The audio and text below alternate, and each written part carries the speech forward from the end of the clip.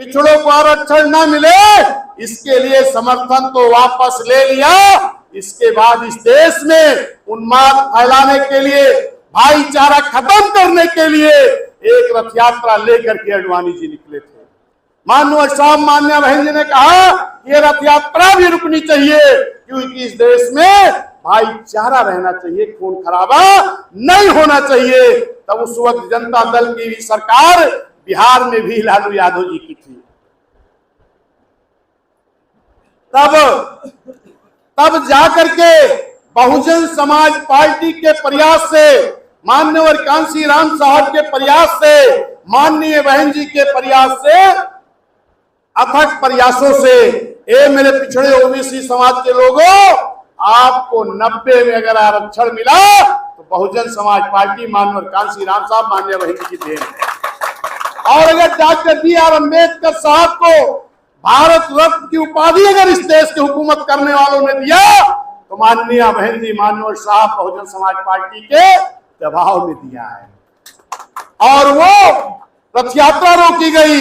ए मेरे पिछड़े समाज के लोगों, अगर आप साइमन कमीशन के वक्त बाबा साहब की बात को मान गए होते तो आज तमाम लोग SC ST में शामिल होकर धरना देते, आंदोलन करा थी, ये नहीं करना पड़ता। और जब मंडल कमीशन के लिए भी बहुजन समाज पार्टी लड़ रही थी, तब भी अगर ये पिछड़े समाज के लोग पूरी मजबूती से लड़े होते तो आपका पूरा आरक्षण मिल गया होता। मिला तो है, लेकिन आधा अधूरा, वो भी बहुजन समाज पार्टी के प्रयास से। आधा अधूरा क्यों कह रहा हूं? क्योंकि गांव के प्रधानी में है, मेंबरी में है आरक्षण आपका, DDC में, BDC में, प्रमुख में, अध्यक्षी में, चेयरमैनी में, लेकिन चेयरमैनी नगर पालिका वाले फिर भाजपा वाले खत्म कर देंगे। लेकिन ये रहा है, ये भाजपा वाले वैसे इतनी समर्थन वहां पर लेन की तुम्हें आरक्षण न मिले, और फिर तुम्हारा आरक्षण यही खत्म की जब यूपी से लेकर दिल्ली तक बैठा। ये मंडल कमीशन लागू कराने की लड़ाई लड़ रहे थे।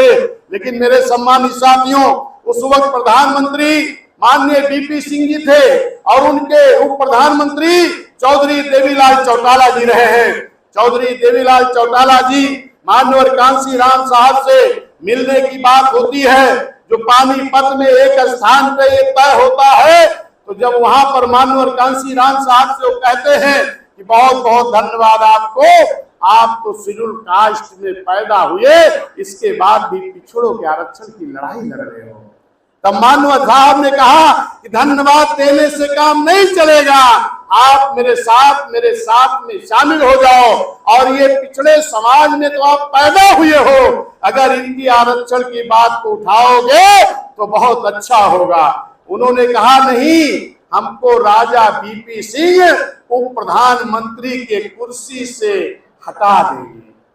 तब माननीय कांसी राम साहब ने कहा कि ताऊ जब तौलेगा तो लाल किला से बोलेगा, उनको ताऊ जी कहते थे।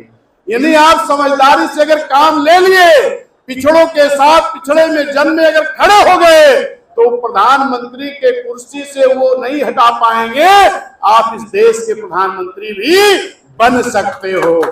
तब जब यह बात माननीय साहब के समझाने के बाद चौधरी देवीलाल चौटाला जी जब दिल्ली की तरफ बढ़े, तब वहां पर जो इसी आपके इलाहाबाद के धरती से प्रधानमंत्री थे VP सिंह जी, उन्होंने जब उनको लगा कि अब तो ये आरक्षण देना पड़ेगा, और उधर जो भारतीय जनता पार्टी के लोग जो आज आपके सबसे बड़े हितैषी बनते हैं, इन लोगों ने भी उस VP सिंह सरकार को समर्थन दिया था।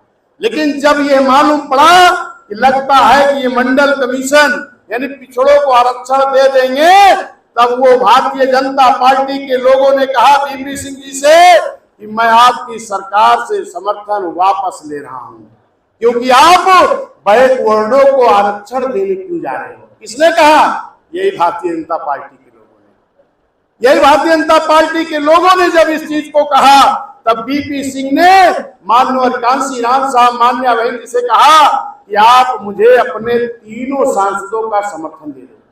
तब माननीय कांसी राम साहब ने कहा कि समर्थन तो हम दे देंगे, लेकिन शर्त आपकी नहीं मेरी होगी। कहीं क्या शर्त होगी? कहीं पहली शर्त तो जिन्होंने इस देश का संविधान बनाया और इतने साल बीत गए, ऐसे महान महापुरुष को अभी तक इस देश के हुक्मरान लोगों ने भारत रत्न की उपाधि नहीं दे पाए। उनको भारत रत्न की उपाधि चाहिए। बीपी सिंह ने कहा हाँ चलिए ये मान्य है। कहीं दूसरी शर्त क्या है? कहीं दूसरी शर्त पिछड़ों का आरक्षण।